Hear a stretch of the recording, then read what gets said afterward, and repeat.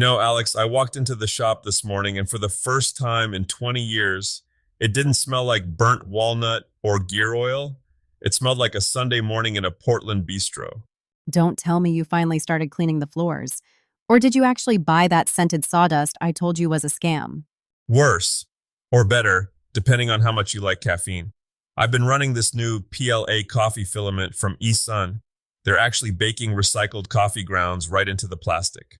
Wait, so you're telling me your 3D printer is basically a giant slow motion Keurig now? Pretty much. Except instead of a mediocre cup of joe, I get a tool organizer that smells like a dark roast. It's actually fascinating. The biomaterial gives the prints this organic, matte texture that looks way less plasticky than the standard stuff. And at 23 bucks a kilo, it's not even a luxury tax for the aroma. I'm skeptical. Usually, when you mix trash into filament, the nozzle clogs up like a cheap sink. How's the structural integrity? Are we talking functional tool or pretty trinket? It's surprisingly stout. I printed a bracket for my cordless drill charger, and it didn't even flinch when I slammed the battery in.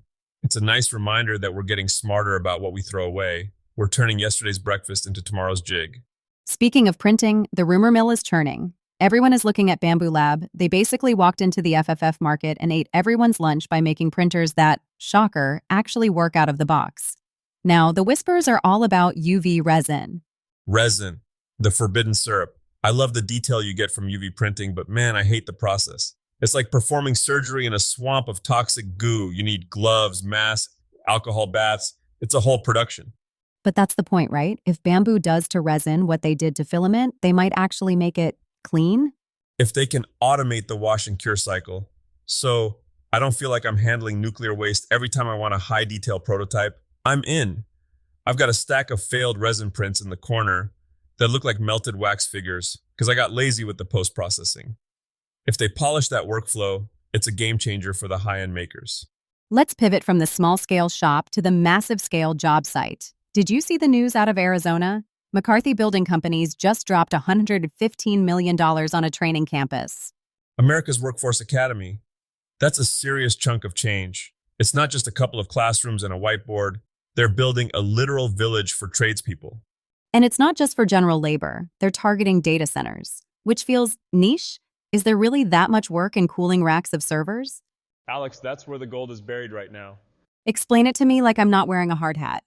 Everyone wants AI, everyone wants the cloud, but nobody thinks about the fact that these servers run hot enough to fry an egg. You need specialized HVAC systems that are more complex than what you'd find in a hospital. You need electrical grids that can handle a small city's worth of juice.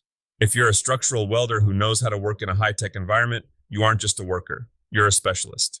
So you're saying if someone is looking to jump into the trades in 2026, they shouldn't just look at residential housing? Exactly. Look for tech-adjacent trades.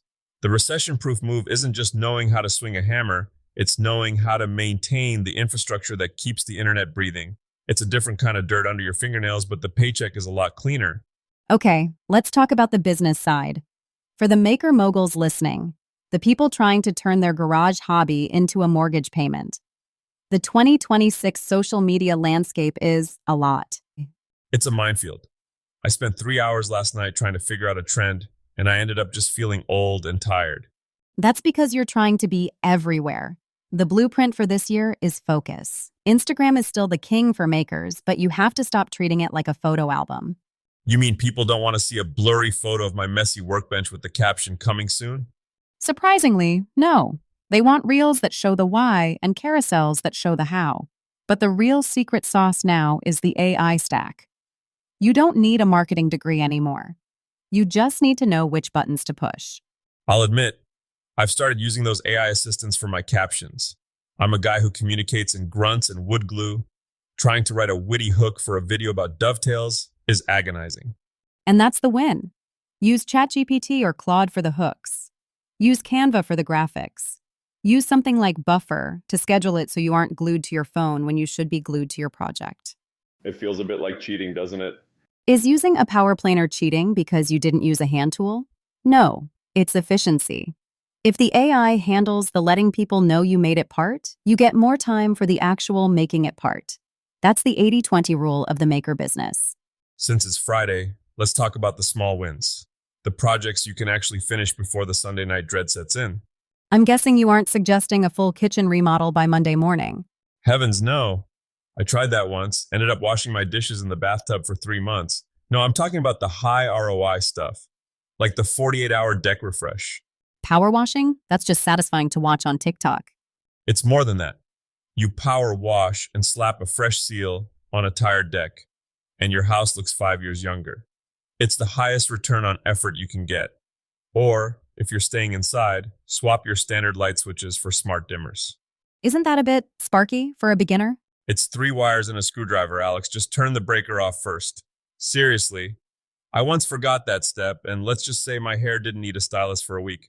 But once you have those dimmers in, and you can set the mood for your shop or your living room with your voice, you feel like you're living in the future.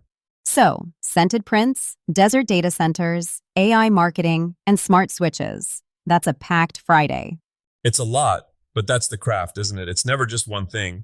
It's the way all these pieces, the tools, the trade, the business, fit together like a well-cut tenon. Any final wisdom for the road, Tiger?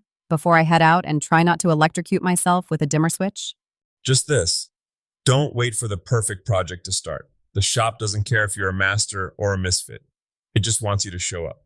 Whether you're printing with coffee or welding in the desert, the only way to fail is to leave the tools cold. Stay curious, stay grounded. And keep building. We'll see you Monday.